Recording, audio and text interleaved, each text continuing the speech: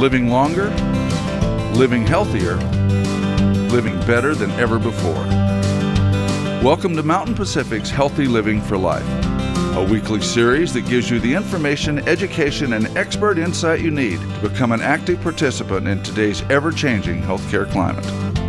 Here now is today's program host. 1 in every 3 Americans will get shingles. Shingles is not only painful, but it can lead to other health complications. The good news is there are steps you can take to control the virus or even prevent it. Welcome to Healthy Living for Life. I'm your host, Beth Brown. Today we're going to talk about shingles, who's at risk, and how you can protect yourself from shingles and those complications. Stay with us. Welcome back.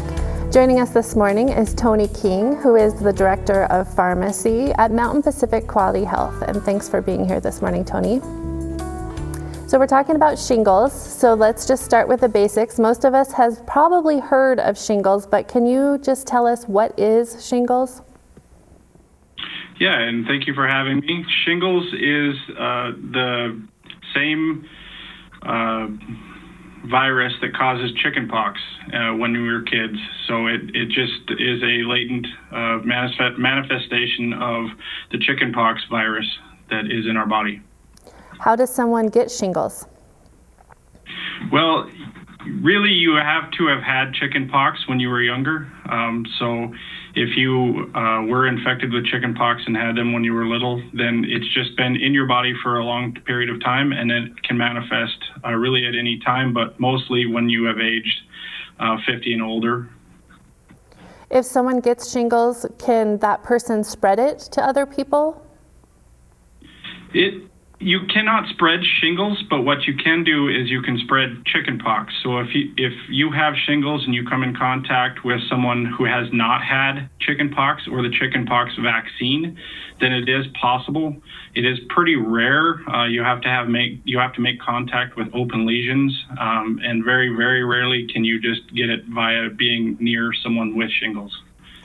Okay, so if I've never had chickenpox, I won't get shingles?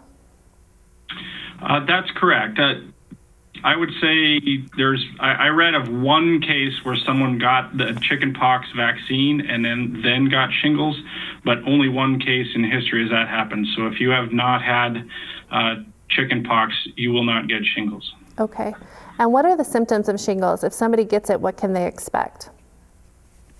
Generally, shingles starts with either an itch or a rash. Usually it's on one side of the body or another. You may feel some tingling ahead of time. Sometimes you don't feel anything at all and it just presents, but more often than not, it's just diagnosed via just a rash, usually on one side of the torso of the body, sometimes on one side of the face. Okay, and when should I go see a doctor if I think I have shingles? Yeah, that's a good question. The sooner you can go in to see your doctor, the better. There can be complications with shingles, so the sooner that they can get it diagnosed, the sooner they can start treatment on it. And then the medications that are used for the treatment are that much more effective. Okay, and that was actually going to be my next question, because as you mentioned earlier, shingles is a virus. So how can a doctor treat shingles?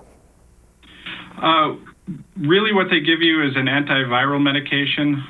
There's a couple that they can choose from depending on the symptoms and severity of those. But if you can get it started within the first couple of days, it really knocks down your body creating that rash and creating the lesions on your body from it. The longer you wait, the less effective that medication is. If it's too late and it doesn't look like if it doesn't look like you're producing new lesions, they won't give you any medication at all. But really, if you can get in there and get it started early, it can really decrease the complications from it later on down the road. So if I don't go to the doctor because it's a virus, can it go away by itself, or it needs treatment to get better? It can. More often than not, it will. But if it doesn't get treatment, it increases the chances of some of the complications that come with shingles. Okay. So would you be okay? Probably, but it's probably best just to have your doctor take a look at it. Okay. So why does this virus stay dormant in our bodies, and then what happens that makes it come back out and appear as shingles? Sure. There are a lot of theories of why it stays dormant in the body. There's no real scientific evidence of how it does that. Usually it presents itself later in life, probably when our immune system has decreased the level of antibodies that is produced earlier in life when it was fighting it. So as we get older or we become immunocompromised, it just opens us up for a higher chance of it presenting itself. That's why the incidence of it later in life, 50, 60 years old, skyrockets. Are there risk factors or reasons why people might be more susceptible to shingles than other people? Yeah, again, it has to do probably a lot of it with age. So as you get older, our immune system kind of goes downhill a little bit. Also, if you are taking any medications that can knock down your immune system, or you are immunocompromised, whether you have a different virus or you're infected with something else that makes you immunocompromised, that increases your chances of getting shingles. Once you get it, does the virus again stay dormant and you can get it again? Very rarely do you get it more than once. There are occurrences. They say roughly about 10% of people that have it once will get it again. And, there are a higher incidence of females getting it more than once than there are males. Also, if you're immunocompromised, it could come back again. It's possible. It's fairly rare, but it is possible. Okay. Do we know why women get it more often than men? They don't have a good answer for that yet. They're studying it. They did level it out to age. Generally, it was thought of that women live longer, so their chances of it coming back are higher. But when they made it relative to age, they didn't understand why women get it more than once, more often than men. Okay, interesting. All right, thank you, Tony. We're going to pause here and take a quick break. But when we come back, some of the complications and health risks of shingles can be very serious. We'll find out about those. And then later, we're going to talk about prevention and what you can do to prevent shingles, or at least make it not as bad so you don't have to deal with those complications. Don't go away. We'll be right back after these messages.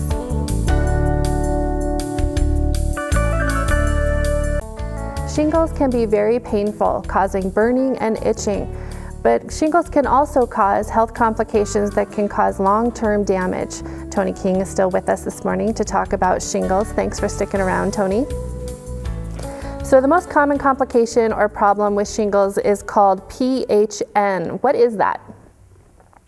PHN stands for post-herpetic neuralgia.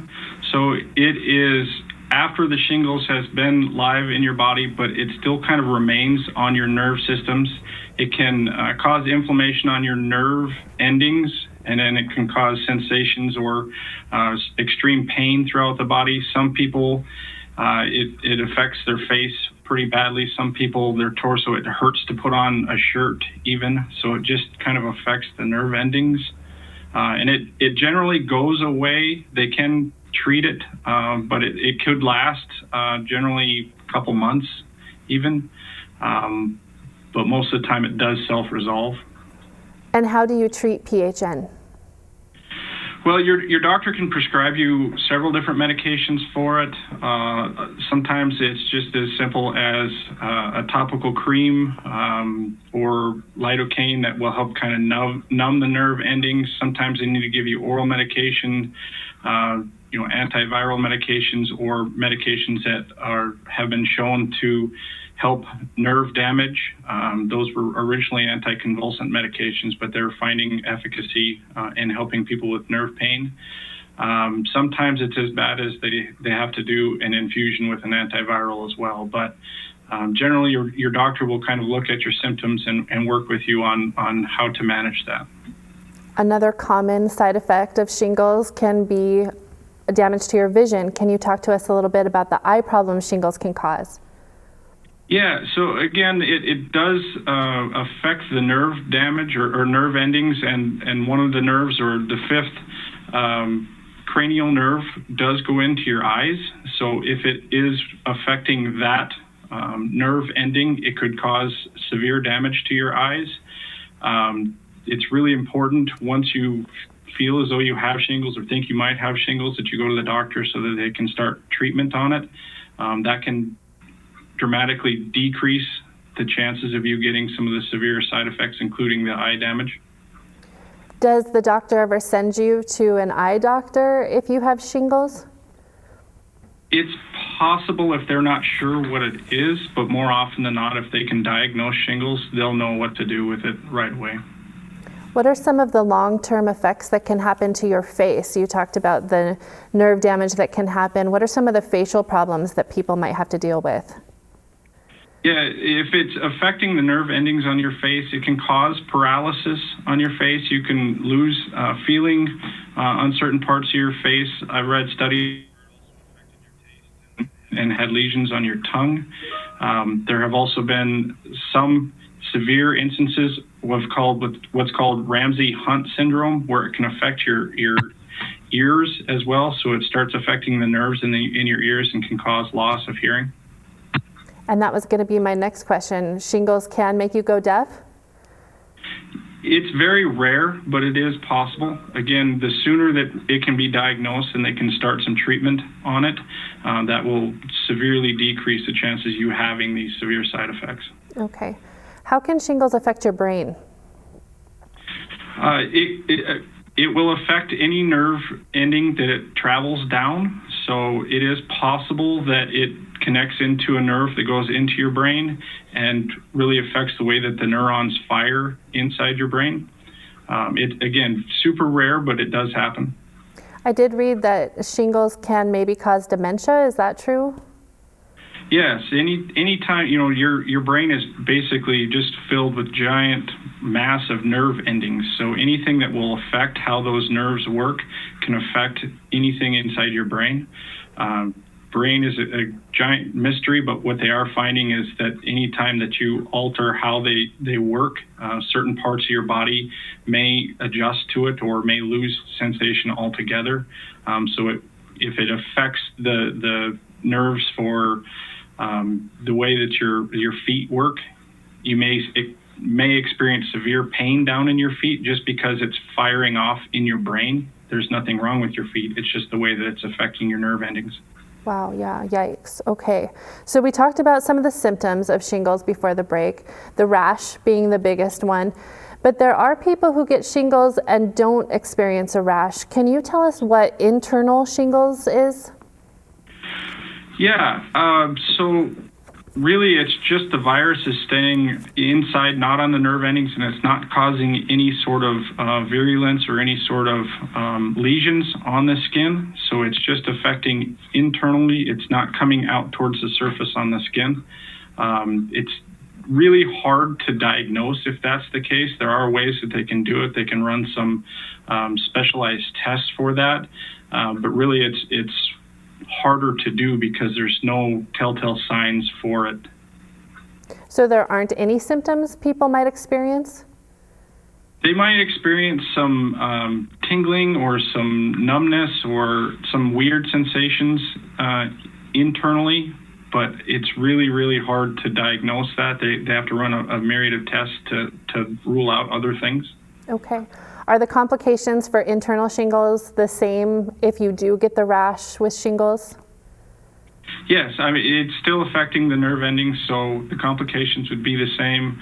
You just, again, as soon as you think something is wrong, get to the doctor and they can hopefully diagnose it early and prevent those complications. But yeah, as soon as it starts spreading down the nerve endings, it's hard to say where it's going to go. Okay, perfect. Thank you. It is time to take another break.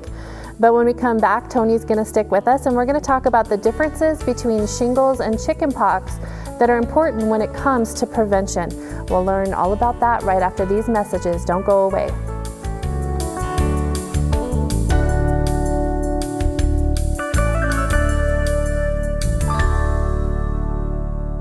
Welcome back. We've learned today that the same virus that causes chickenpox also causes shingles, but unlike other viruses, having that virus in your body does not give you immunity. So how can you protect yourself? Tony King is still with us and is going to give us the answers to that. So thanks for sticking around, Tony. Of course. So let's first talk about the differences between chickenpox and shingles. Same virus, but different symptoms, right? Do we know why that is? They really don't know why the symptoms are different. Again, chickenpox affects children mostly. You can get chickenpox later in life if you have not been exposed to chickenpox or not had the chickenpox vaccine. Really, we think that shingles is just laying in the nerve endings instead of going through other areas of the body. So the itchiness and rash are commonly the same, but it's generally localized in one area for shingles where it's spread throughout the body for chickenpox. So I'm assuming that if I've had the chickenpox vaccine, that does not protect me against shingles. Is that right? If you have had chickenpox, then chances are you can get shingles. If you've had the chickenpox vaccine and not had chickenpox or not been exposed to the varicella virus that causes chickenpox, then you will be protected or will not get shingles. Okay. So you talked that shingles generally affects people as they get older. When should I talk to my doctor about getting vaccinated against shingles? You bet. The Advisory Committee on Immunization Practices recommend that when you turn the age of 50, you get a shingles vaccination, Shingrix. The other shingles vaccine that's a little bit older and probably less effective is recommended if you're 60 and older. Right now, if you are 50 and older, then the other one is recommended unless you're allergic to it or have other issues in which your doctor thinks the other vaccine, Zostavax, might be better for you. Okay, so there are two options, and it's just dependent on your age? Well, currently they recommend Shingrix as the better vaccine. It came out a little bit later, so it's a little bit newer. It seems to have better coverage. It seems to last a little bit longer in people, whereas the Zostavax, they think might have a 4 or 5 year lifespan. The Shingrix seems to last a little longer and have longer coverage for people that have received it. So you may have to get the vaccine twice? The Shingrix vaccine is it's a 2-shot series, so it's between 2 and 6 months apart. So if you get it now, you could get it in 2 or 6 more months to complete the series. If you've had the Shingrix, right now they're not recommending that you go ahead and get the Zostavax. However, if you've had the Zostavax, they may recommend that you get the Shingrix. Okay. Where do I go to get the vaccine? That's a good question. I know that Shingrix was on a little bit of a shortage. It seems to be coming back onto the market a little bit better now. Your healthcare provider, the county health department, or even your pharmacy should carry it. Unlike the Zostavax vaccine, Shingrix does not have to be refrigerated or frozen, so it's easier to administer for pharmacies. I just recommend wherever you're going, if you haven't had it, just call ahead just to make sure that they do have it in stock. Okay, that's good advice. And does health insurance cover the vaccine? Medicare, Medicaid, private insurances? So Medicare Part D and Medicaid and private insurances should cover it. Your regular Medicare Part B as in boy will not cover it. As part of the Affordable Care Act, any preventable vaccine should be covered by your insurance. There may be a copay if you're on private insurance. A lot of it should have a zero copay. And generally, if you're going to your pharmacy or your doctor's office, they should be able to tell you that up front. And is it a shot? I'm sorry? Is it a shot, the vaccine, or what will a person expect when they go in to get it? It is a shot, similar to a flu shot.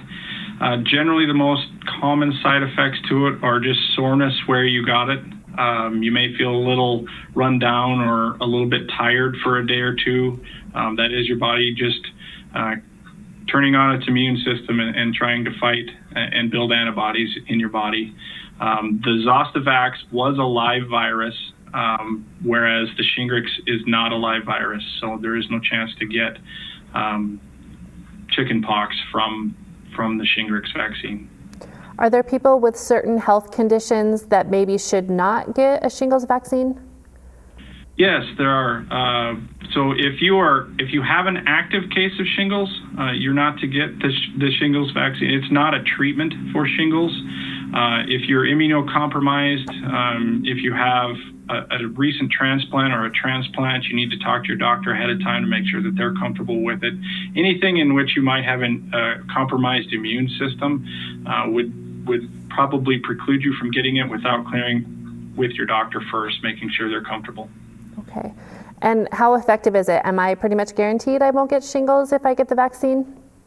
No, you're not guaranteed. Some of the studies I've read have been anywhere between 50 and 60% of folks that get the vaccine don't get shingles. The newer one, Shingrix, has a little bit better efficacy rate. However, if you do get shingles after you've got the vaccine, the side effects from shingles is a lot less severe. So you won't get as bad of a rash. It may not hurt as long, and you may self-resolve it faster. Okay, and we talked that you can spread the virus.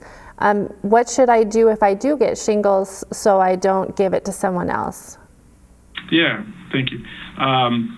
The only time that it's transmissible is when you have open lesions on your body.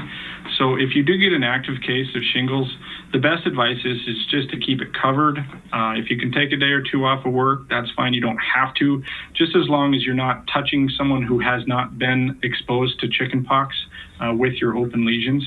As soon as it crusts over, you can't transmit chickenpox anymore. So as soon as all the lesions have basically covered up or scabbed up, you're not transmissible anymore.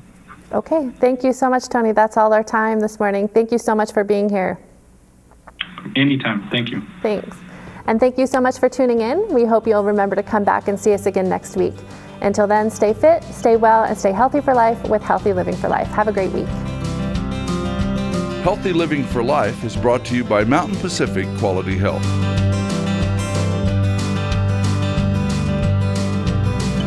We'd love to hear from you. If you have suggestions for future programs, visit our website at mpqhf.org or call us at 406-443-4020. You can also catch us on YouTube by visiting our website and clicking on the YouTube icon.